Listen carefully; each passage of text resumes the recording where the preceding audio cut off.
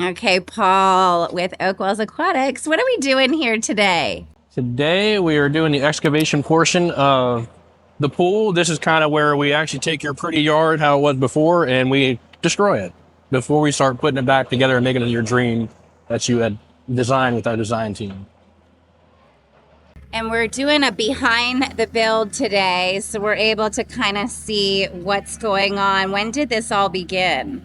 This is the fun part where it's a big transformation. It seems like this part moves really fast.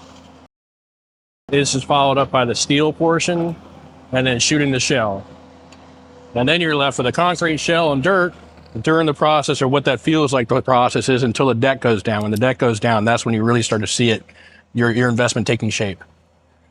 We work around a lot of different things at these points. You can kind of see in there things we don't see. We might know about it. We're ahead of, aware of them, but that's the irrigation lines and the irrigation communication lines. So these are things we got to work around and also plan ahead. When we see something like that, when is the best time to reroute those communication lines, now or later? What's going to be most cost effective for the homeowner? Because these are sometimes costs that are not included. Sometimes they are, but a lot of times irrigation landscape is not included. So we want to also plan and make sure the homeowners are aware through the process of what might come up or what might need to be done and the best time to do it. And that is discussed in the meeting before everything begins, correct? You let them know Correct. that, hey, we don't know what's going on underneath. We need to pull. How does that conversation go down? It's in the contract binder. We have what we call a things to know sheet. And these are things that we just kind of run into over the years and experience. But it doesn't seem reality until you actually expose it. So you can talk about it, put it on paper, but until you actually get into it and see it, then you really see what's all involved into it. We can talk about landscape, we can talk about irrigation.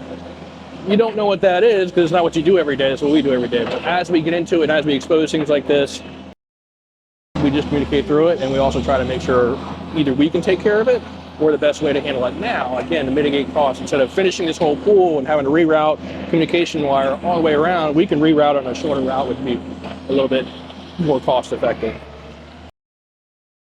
What the guys are doing now, while they're shoveling dirt, we're always greasing the machines. It does make a mess. I always tell people, if you got dogs or kids, you're gonna have dirt in your master bedroom closet. But again, it's a pain. It's a dirty process. It can be a painful process depending on where you're working and how you're working. Because this pool is very dry. This is very, and the access is good. You guys and they have beautiful scenery out here today. So it's a nice job site to work on with this one. But there's a lot of times we can't get a machine like that, and we can't get a large excavator.